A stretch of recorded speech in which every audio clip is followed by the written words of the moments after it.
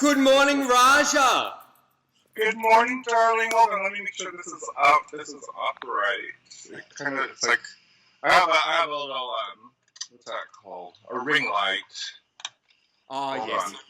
And it just needs to. Oh, there we go. Oh, now it's tilting. Fuck this stupid ass bitch. Hi, Raja. How are you? Thank you for joining me today. Oh, absolutely. Are we filming now? Yes, we've already started ages ago. Oh, it already started. Yeah, Okay. straight from the Am top. I allowed to smoke, or they're like? Oh, you're allowed to smoke. I don't care. It's so 70s glamour. I love it. Let me open this little window. I have a little room in my home that's like I wish I could show you. It's a closet. It's a closet, but it's a rounded room. It's like a turret, like a princess, like a Rapunzel room. Oh, fantastic. What's it like going back in the closet? It's got a little sliver of a window where I can let my gray hair down so I can let the boys up in, But of course, not during COVID-19, of course, but. And how are you coping in isolation? I'm actually doing well. I'm a loner. Like, I really like to be alone, and I find a lot of, I just like being by myself, I think it's called an introvert, extrovert, like when you're sort of both. I'm exactly the same, actually. I would rather just stay at home, smoke a fucking joint, rhinestone and fucking diamante and bedazzle every fucking thing inside, which is what I've been doing. I make weird things, like I made this. Wow. It's a man-eating plant. See. Very little trouble flowers.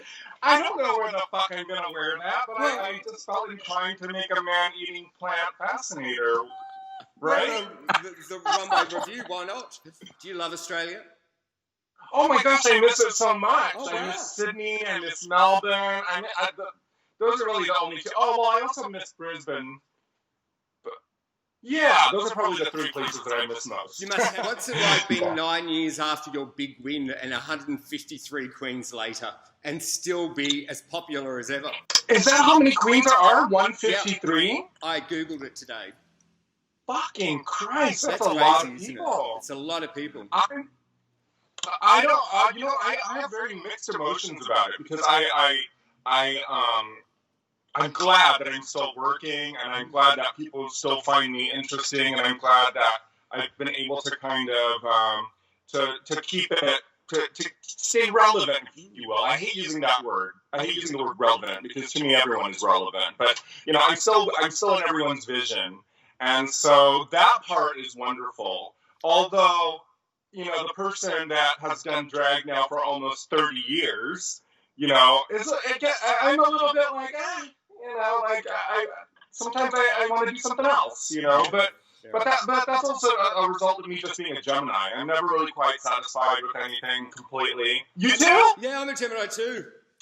So then you fucking know what I mean. Yeah, it's totally. like, I go through moods and shifts, and I just kind of remember, almost 30 years ago when I first started doing drag, that it was, I did it because it was provocative, and it was naughty, and I did it because I was young and beautiful and leggy, and I wanted to lure straight men, and I've done all that. So, in saying that, where did you grow up? I grew up here in Southern California. Yeah. In an area that would be considered a little bit more of the hood, if you will. It was a pretty dangerous area in the 90s when I first came out of the closet. And through the 80s when I was growing up there, it was a rough neighborhood. There was definitely gang violence. And was it tough for you growing up there at that time? Oh, yes. Yeah, because we're similar age. Like, I'm 2 years older than you. Ah, so you understand, yes. Yeah, it was very difficult. It was a different time, so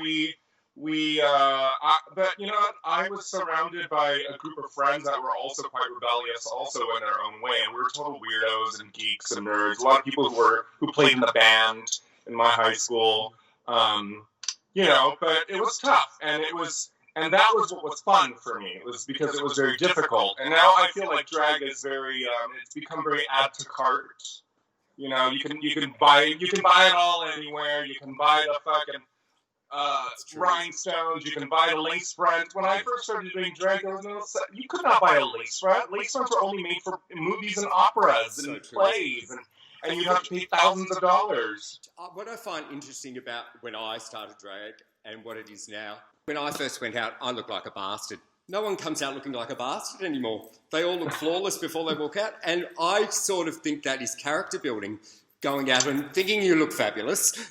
But you don't really. I agree. 1,000%. Yes, I actually just had a conversation with Manila about this because we were saying that I missed that that part of drag that's a little bit garbagey, you know. It's just, and I miss that. I miss putting things together or creating things, looks out of nothing, because things were not available. And now you can get a fully crystallized, skin-tight bodysuit.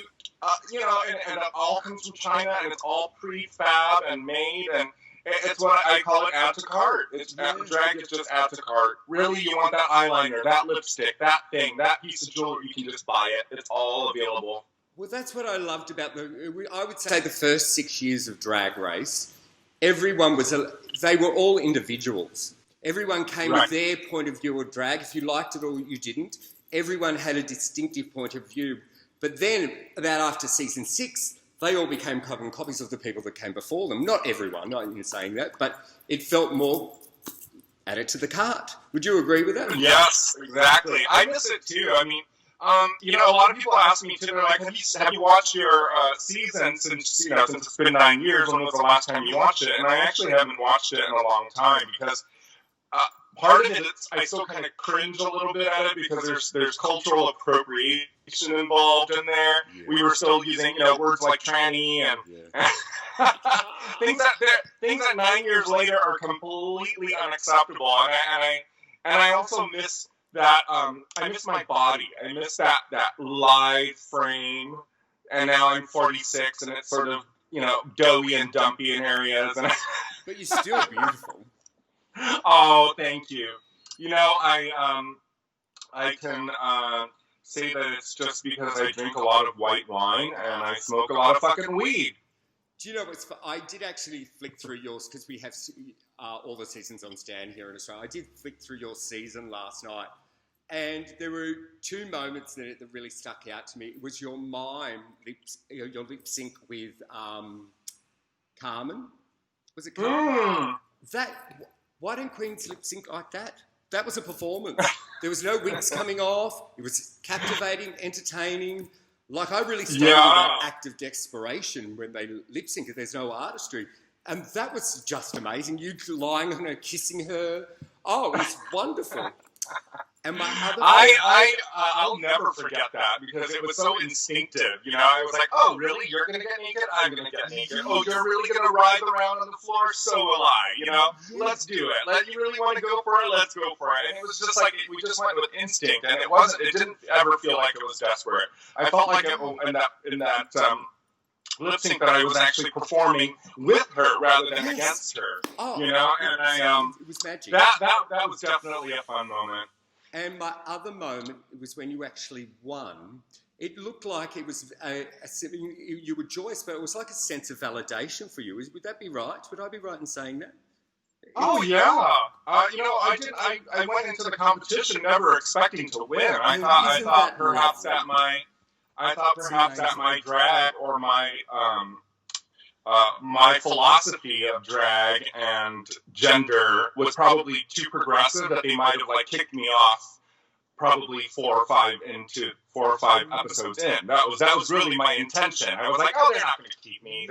I'm too weird. I don't want to wear tits. I don't want to wear fucking pads. I don't want to do any of that. I'm just going to be the tattooed weirdo that wears weird clothes and love fashion, and I didn't expect to be there, and I also expected to only win $50,000 because the previous season that was the prize.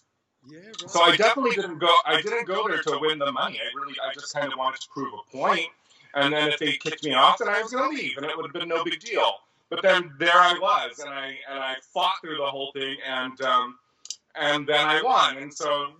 It was validating, but it was also kind of a shock. It was a surprise to me. I was like, oh my God. I really thought that Manila was going to win, so. Yeah, it could. You know what? It could have been either of you, really. But you had the edge in your runways and things, and it was innovative. We've not, from an Australian point of view, we had never seen anything like that, and that's what we loved about it. Like, we really did. And what about you being on The Simpsons? Oh, yeah! Has that been a year already? 2 years? I don't know. I have no sense of time anymore. Like, it's just like everything is just moving so quickly. But The Simpsons was really, like, I remember getting the call for it, and I couldn't believe it. You know, I had just done a panel at DragCon that involved some of the cast members, and they specifically asked me to be the person to be the MC or the mediator or whatever you call it, the person who holds the microphone and talks to the guests. And so I was like, okay, sure, I'll do it. And so a few weeks later, they asked me to do it, and I was working in Provincetown where I'd been doing my my one-woman show, and they're like, well, we want you to come do, this episode with RuPaul. And I was like, you got to be fucking kidding me. I grew up watching The Simpsons, The Simpsons was definitely part of my childhood. And so they found a place for me to go record my portion of it in Boston, which is an hour outside of Provincetown. And so I went into Boston. It took maybe about an hour for me to read my lines. I left the building. I said thank you to the people who were, the two sound engineers that were there. I said, thank you so much. It was really fun. They're like, you did great. And I walked out of the building. I sat on a small brick fence, and I sat there, and I absorbed it, and I immediately burst into tears. Yeah, wow. And then rain started to fall down on me. It was like a fucking movie. Yeah. It started to rain. Like, the sky opened up as I was crying, and this pouring rain came. I went to the gay bar around the corner to meet my friend who was waiting for me. We celebrated with cocktails, and it's now part of my own personal history, and I'm so thankful for it, because it's not everybody gets that opportunity, and I got paid for it too. What a rarity! That's what I like about drag, because it can sometimes be considered the arsehole end of entertainment. But I've had so many great opportunities because of drag that I wouldn't have had if I hadn't done drag. Absolutely, the people that we've been able to meet, and the performances. You must have your own, epic stories of your own to tell. Cher, and she touched me, and that wouldn't have happened. Yeah, I thought I was gay before. Now I'm really gay. And your show, I've seen just a tiny little bit of your one-woman show online. You've got a fantastic singing voice. It's not bad. I would never consider myself to be a singer. I'm no Courtney Act by any means, and but I think what I need, it was like with drag, it was a marriage. It was like I was fucking the same loose hole for years and years and years and years, and it was never going to tighten up, no matter how much I shaved it or soaked it or whatever. It was just going to be the same fucking hole, and I needed that hole to be different. Yeah, I can understand that as well. It was like a long, loveless marriage in some ways, and so I just needed to spice up my skills, And I've always my favorite entertainers are the ones that do things live. Like, I grew up with Joey Arias and Raven O and Jackie Beat, these epic New York queens who performed and told stories. And I think that's important. As an artist, your only job is to tell stories, however way you do it. You can do it in an abstract way. You can do it in a surrealist way. You can tell a story in any way you want, but you must tell the story. And I needed to start telling my stories. I was at that age where the stories were no longer made up. I had stories to tell. I had a bunch of experience. Yeah, and so I've already done 3 shows now, and each year they change. I'm working on a new one now, and to me it's challenging. It's suddenly bringing a whole new excitement in drag for me, or just performance altogether. It's just and so each night that I do it, I find confidence in it. I'm becoming a better singer. I'm becoming a better storyteller. I study comedians, stand-up comedy. To me, that is an art form on its own, and so I'm still learning. I don't think I'm amazing at it, but I think I'm doing pretty good. Yeah. I think people are coming to see it. I believe if you think you're not learning, you're not growing. I believe that. Absolutely. You're always growing. And you're taking risks and finding new things in drag.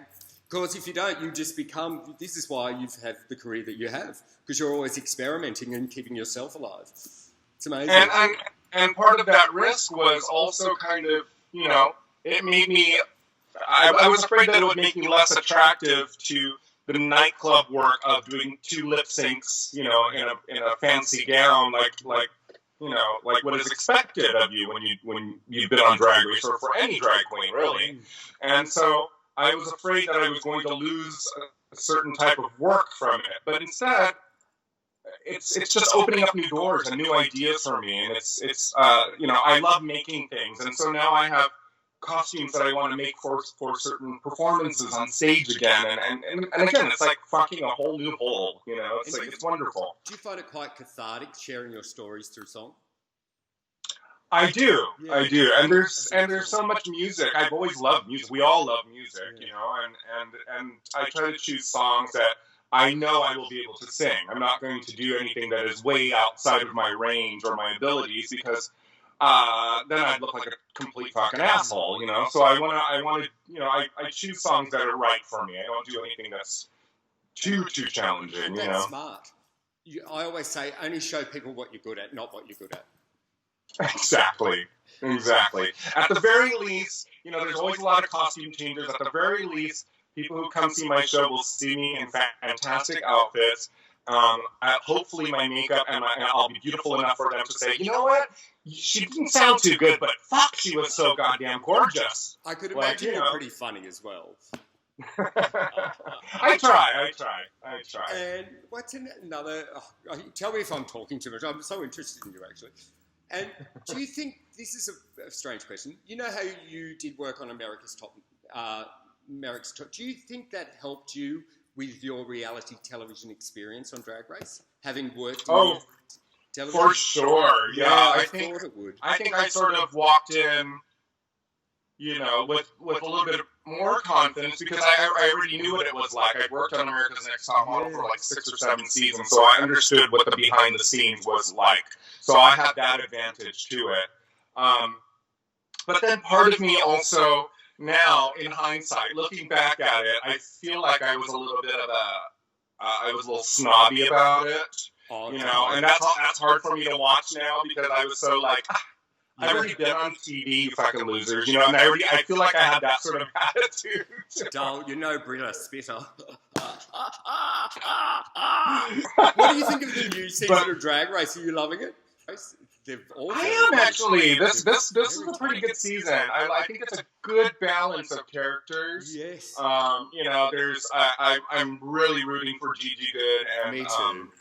I see similarities. And Jada, I love Jada. I also love what's the little Crystal Method. I love her. I just love how kooky and cute she is. I'm enjoying this cast. I find them to be like less annoying than the last few. Yeah. Am I right? Yes, totally. Because sometimes they're really fucking annoying, and I'm just like, oh my god. There was one season I switched it on, and they all entered the workroom. I had to turn it off because it was disingenuous. They were all just. I was like, oh. And then I actually watched you guys enter, and you just entered the room. You said hello. There was no, I'm here, and it was just. Right. And I didn't realise there was such a disconnect through the seasons until then. How do you think it would have been for Aiden being in that environment, trying to be creative with everyone saying you don't deserve? I reckon that must have been tough. I think it would have been tough for her, but I don't feel sorry for any of them. I don't give a fuck if it's tough for you. You are one of 12 people, 13 people, however many, that were brought onto a show that has now been in existence for 12 fucking years. If you don't know what is going on and you put yourself in this position of like, oh, it's so fucking hard and I'm being bullied, I'm like, what did you expect? What did you expect? What did you expect out of the audience and the fandom that is now millions around the world? What did you expect? So in some ways, I feel some empathy for her. But if we were competing together, if I was there with her, I'd be kicking her ass. You know, because if you show me, if I smell that weakness on you, I'm going to kick your ass. You know, so I mean, sorry, Aiden. You know, I think she's an adorable performer. I think she's great. I really like her what she had to offer. But you know, come on, it's season 12. It's not like it's the first day. It's not like anyone is just learning about what this process is like.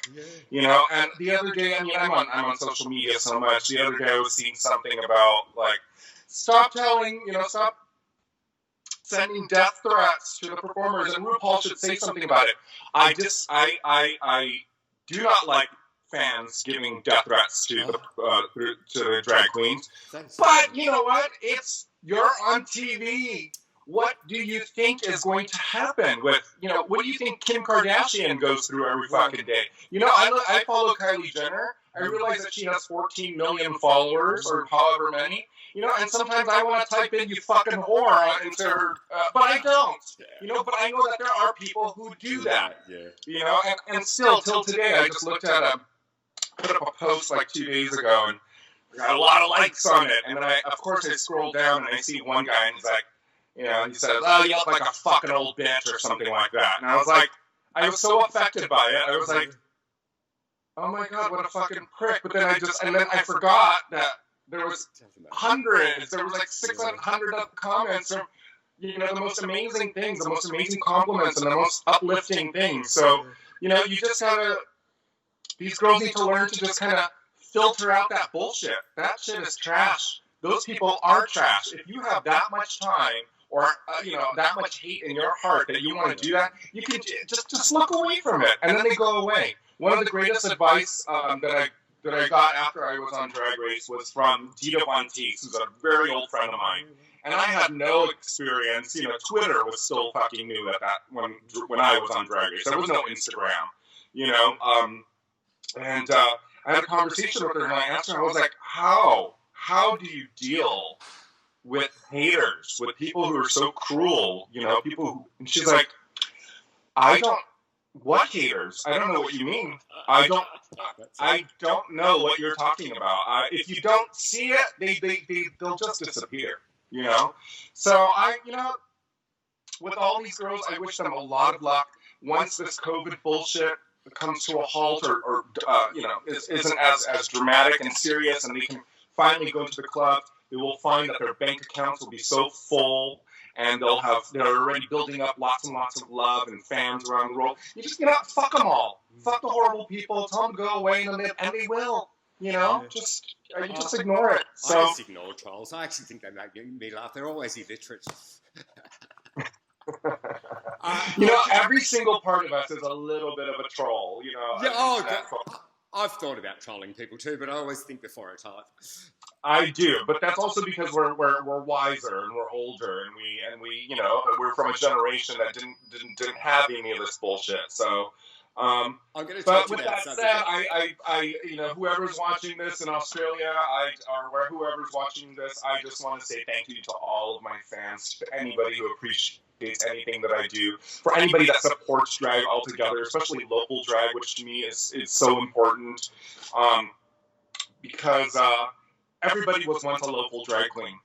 You know, go support your fucking local drag before you God all of your fucking Drag Race queens. There are thousands, millions of queens around the world who deserve the attention and love as well. So support local drag.